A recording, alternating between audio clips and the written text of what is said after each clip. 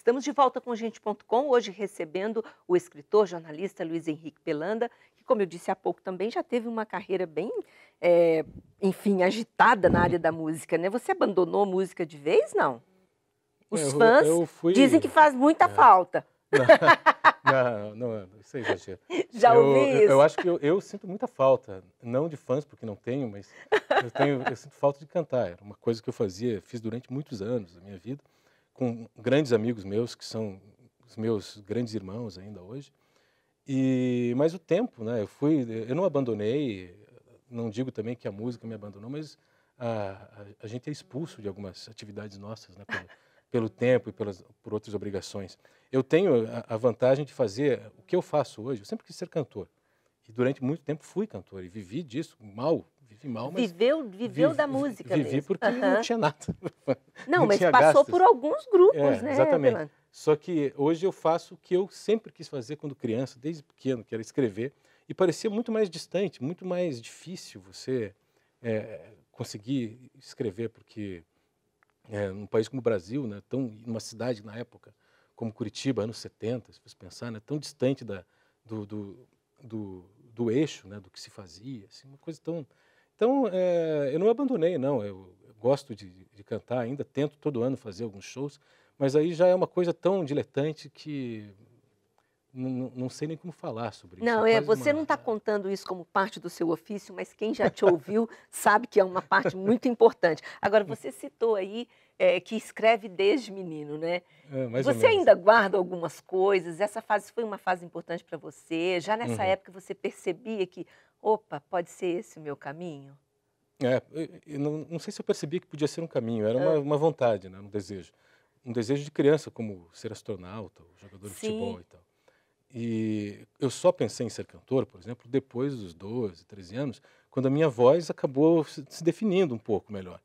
Porque quando criança, você vai pensar em ser cantor só se você for aquelas estrelas mirins, assim, né, que tem um Aparecem algumas, desprendimento incrível, assim, né? O Michael Jackson, qualquer coisa assim. Agora, porque, na verdade, eu tive acesso Você perguntou se eu guardei algumas coisas. Eu sim. guardei algumas coisas que eu guardei só por uma questão sentimental, assim, mas não significavam nada. Em termos né, ninguém precisa ler isso, nada. Só guardei para lembrar quem eu era, assim, e descobrir que, na verdade, ainda sou. Eu comecei a ler muito cedo por uma coisa, um golpe de sorte. Porque os meus pais, eu vim de uma família de não leitores. Os meus pais, eles vinham de uma realidade... Imagina, nascidos nos anos 30, 40, em Curitiba, em regiões afastadas, como Umbará, por exemplo. Sim, que na É, época eram colônias ainda, exatamente. né, Era uma distantes. realidade praticamente Uhum. rural. É. Não era nem suburbana ainda. Eu vim do subúrbio de Curitiba, digamos. Eu fui criado no Capão Raso, Uhum. que hoje já também é muito próximo Uhum. da região central. Mas se você imaginar naquela época, os meus pais que vinham dessa realidade rural, não era hábito das pessoas que estavam começando suas vidas aqui, das colônias, ter uma biblioteca. Eles eram o quê? Trabalhavam na roça, ou Uhum. tinham um açougue, criavam animais, faziam transporte de erva doce, de erva mate, Sim. qualquer coisa assim. Isso no começo do século. E daí, essa é a realidade dos meus pais e de quase todos os caras que viviam naquela época, naquela região. A leitura era outra coisa, porque o primeiro pensamento era sobrevivência num ambiente Claro. Aham. que não era tão favorável. Aí, e quase como todas essas pessoas, eles chegaram, nos anos 50, eles chegaram à classe média que hoje nós mais ou menos, né, entendemos, assim, a classe média que nós temos em Curitiba, no Brasil. A minha sorte foi que nos anos 60, ao casarem, esses meus pais pensaram assim, vamos ter filhos, o Brasil está mudando, o mundo está mudando, a gente não teve tanto acesso à educação, à leitura, o que nós podemos fazer? Nós temos que prepará-los Vamos para isso. estudar Eu os não sei dizer, eu meninos. sempre Aham. chuto isso, nunca Aham. pergunto para eles exatamente Aham. qual foi a grande sacada. Mas o que eles tinham que fazer? Comprar livros. Eu sempre acho interessante que, para ter livro em casa, nos anos 70, por exemplo, começo dos anos 70, como é que uma pessoa que não conhece livros, que não sabe, vai Vai chegar numa adquirir os livros, livraria e vai comprar? Até hoje, a maior parte do Brasil não sabe como comprar livro por uma questão de falta de intimidade com isso. Você pode pensar uma coisa assim, se alguém me manda comprar um hidratante, eu preciso entrar numa loja, né, de cosméticos, e eu tenho que comprar um hidratante, eu vou olhar, tem aquelas moças bonitas, perfumadas, lindas, né, para me atender, eu olho e vejo lá um tubo branco, um preto, um vermelho, um amarelo. Eu não sei nada daquilo. E eu, com alguma coragem, chego e olho, preciso de um hidratante, assim, assado, e a moça me atende. A maior parte das pessoas, ainda hoje, chega numa livraria e vê o quê? Um livro vermelho, um branco, um preto, ele não tem noção do que é uma editora, um autor, um gênero literário. Então, a diferença é a seguinte, eu não saber nada sobre cosmética não é um problema para mim. Mas então, as pessoas que não sabem nada sobre livros eu vou passar se sentem diminuídas. Pois é, mas eu vou passar essa bola para você. Isso é fato, inclusive nas livrarias. O que a gente faz? As pessoas costumam pedir dicas para os vendedores, não é? Eu queria um livro nesse gênero, ou mais ou menos assim. E aí você vai na opinião de outros, que pode ser totalmente oposta àquilo que vai de fato te preencher, enfim, te dizer alguma coisa. Não caberia aos escritores diminuir essa ponte também? Você, por exemplo, que faz oficinas literárias, você que ensina a escrever, sabe, é uma responsabilidade que também está no colo dos escritores. Não só com oficinas, mas com o próprio texto.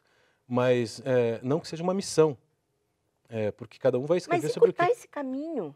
Mas deixa eu então só terminar aquela outra história, senão você vai dizer que eu fiquei devendo para você.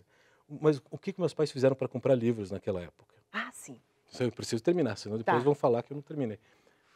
Havia vendedores de enciclopédia.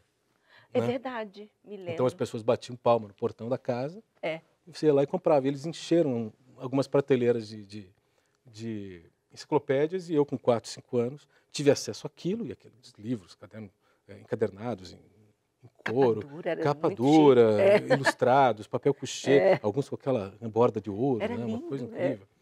E, claro, aquilo me atraiu profundamente, e a partir daquilo depois, vendo que eu tinha jeito para a coisa, e não largava aqueles livros, o que me salvou, e o que salvou vários outros escritores de interior, né, porque Curitiba era um interior nessa época, e eu vejo pessoas da minha geração com 40 anos ou 50 anos também, escritores hoje que falam que foram salvos nas cidades que eles moravam, distantes às vezes, pelo Círculo do Livro. O Círculo do Livro, que era aquele catálogo, um clube, né, de leitores que você assinava à distância, recebia um catálogo com aquelas capinhas, e você escolhia um livro por mês, era obrigatório você escolher pelo menos um, e você recebia numa caixa de papelão, assim, aquilo, e era como se fosse um prêmio entregue na sua casa pelo carteiro. E eu comecei a ler daí no Círculo do Livro, eu escolhia, por acaso, os cronistas.